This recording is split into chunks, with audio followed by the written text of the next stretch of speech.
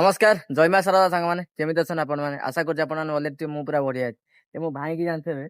ये होते आम समीर भाई ये आम मेस ऑफिस अच्छे पार्सल अच्छे भाई आम प्रोग्राम करते भाई की लोकाल जी देखिए जानीपारे ये हूँ आम अंशुमान ये भाई हूँ आम बैटेरी स्कूटी भाई है माने ये आम भाई पार्सल दिखती आम बयस के भत्ता भत्ता पाइल ନାଇଁ ଭତ୍ତା ବୟସ ମିଳୁନି। ଭତ୍ତା ବୟସ ହେଇନି ବୟସ ଚାଲିଛି କିନ୍ତୁ ମାନେ ଅଲଗା ପ୍ରକାର ଆଉ ଅଲଗା ପାର ଲୋକ ପୁରା ଅଲଗା ପ୍ରକାର ଆଉ ଗୋଟେ କଥା କହିବି ଯେ ଝାଡଖଣ୍ଡରୁ ଆସିଲା ପରେ କାଲି ଗୋଟେ ଦିନ ପୁରା ଫୁଲ ରେଷ୍ଟ ନେଲି ଘରେ କାମକୁ ଆସିନଥିଲି ଆଜି ମୁଁ ଆସିଛି ଡ୍ୟୁଟିରେ ଦେଖୁନାହାନ୍ତି ମୋ ପାର୍ସଲ ଏଠି ଥୁଆ ହେଇଛି ଆଉ ଆସିଥିଲି ଭାଇକି ଆମର ଝାଡଖଣ୍ଡରୁ ଆମ ପାର୍ସଲ ପାଇଁ କଣ ଆଣିଛ? ନାଇଁ ଭାଇ ଝାଡଖଣ୍ଡରୁ ମୁଁ ତ କିଛି ପାଇଲିନି ନା ଭାଇ ତ ଆପଣଙ୍କ ପାଇଁ ମୁଁ କଣ ଆଣିବି ଆଉ ଆସିଥିଲି ଭାଇକି ପାର୍ସଲ ଭାଇ କହିଲେ ଓଟା କଣ ମୁଁ କହିଲି ନାଇଁ ସକାଳେ ଭିଡଟା ହେଇନି ଏଇଠି ଆରମ୍ଭ କରିଦବା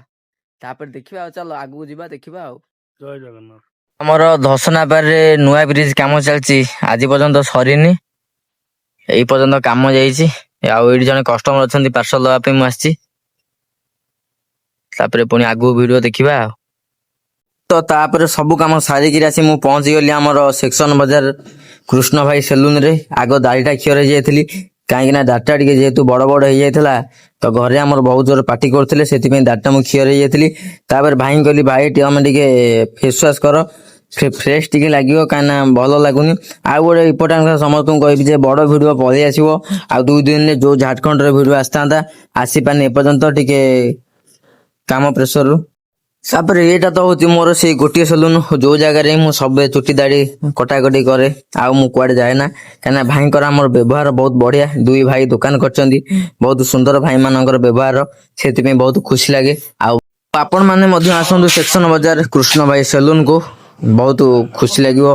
କାହିଁକିନା ଭାଇ ମାନଙ୍କର ବ୍ୟବହାର ବହୁତ ବଢିଆ ଆଉ ଯାହା ଭାଇ ମତେ ସେଭିଂ କରିଦେଲେ ଏବେ ପାଖାପାଖି ସରିଗଲାନି ପୁଣି ତା ଦେହରେ କଣ ପାଉଡର ଟିକେ ମାରିଦେଲେ ମୁଁ ତ ଆଜ୍ଞା ଏତେ ଭାରି କଳା ତ ଭାଇ ଟିକେ ପାଉଡର ମାରିଦେଲେ ଟିକେ ଗୋରା ଦେଖାଯିବ ଆଉ ତାପରେ ମୁଁ ପହଞ୍ଚିଲି ଗାଡିରେ ଟିକେ ମୋର ଷ୍ଟିକରିଂ କରିବାର ଥିଲା ତ ଯେହେତୁ ମୁଁ ଆଗରୁ ଷ୍ଟିକରିଂ କରିଥିଲି ମୁଁ କହିଲି ଆଉ ଟିକେ ଟାଙ୍କି ଉପରେ କଲେ ଟିକେ ଭଲ ଲାଗିବ ତ ଦେଖୁ ଦେଖୁ ଭାଇ ଆମର ଷ୍ଟିକରିଂ କାମ ସାରିଦେଲେ ଆଉ ମୋ ଟାଙ୍କିରେ ଲଗେଇଦେଲେ ଏବେ ବହୁତ ସୁନ୍ଦର ଲାଗୁଛି ଆଜିର ଭିଡିଓ ଟିକେ ଶେଷ କରୁଛି ରହୁଛି।